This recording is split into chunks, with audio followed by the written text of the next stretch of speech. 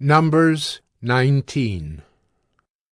Now the Lord spoke to Moses and to Aaron, saying, This is the statute of the law that the Lord has commanded.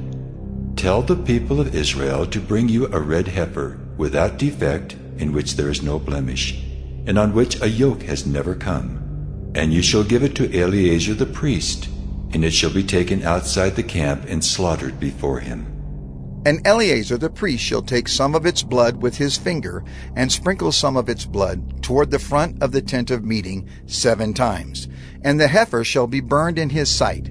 Its skin, its flesh, and its blood, with its dung shall be burned.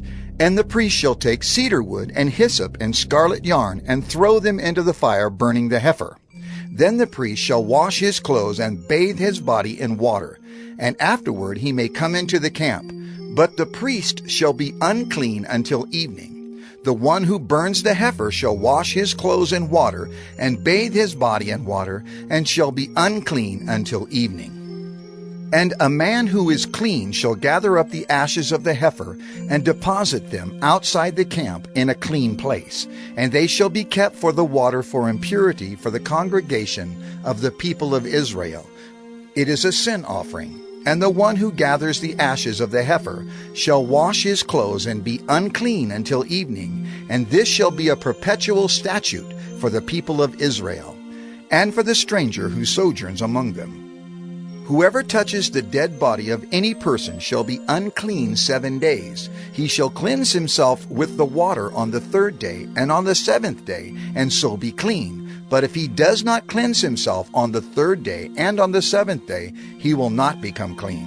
Whoever touches a dead person, the body of anyone who has died, and does not cleanse himself, defiles the tabernacle of the Lord, and that person shall be cut off from Israel. Because the water for impurity was not thrown on him, he shall be unclean. His uncleanness is still on him. This is the law when someone dies in a tent. Everyone who comes into the tent and everyone who is in the tent shall be unclean 7 days, and every open vessel that has no cover fastened on it is unclean. Whoever in the open field touches someone who was killed with a sword, or who died naturally, or touches a human bone or a grave, shall be unclean 7 days. For the unclean they shall take some ashes of the burnt sin offering, and fresh water shall be added in a vessel. Then a clean person shall take hyssop and dip it in the water and sprinkle it on the tent and on all the furnishings and on the persons who were there and on whoever touched the bone or the slain or the dead or the grave. And the clean person shall sprinkle it on the unclean on the 3rd day and on the 7th day.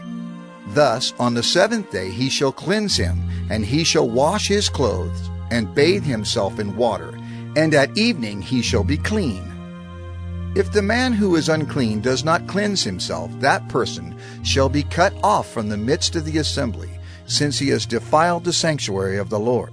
Because the water for impurity has not been thrown on him, he is unclean, and it shall be a statute forever for them. The one who sprinkles the water for impurity shall wash his clothes, and the one who touches the water for impurity shall be unclean until evening. And whatever the unclean person touches shall be unclean, and anyone who touches it shall be unclean until evening.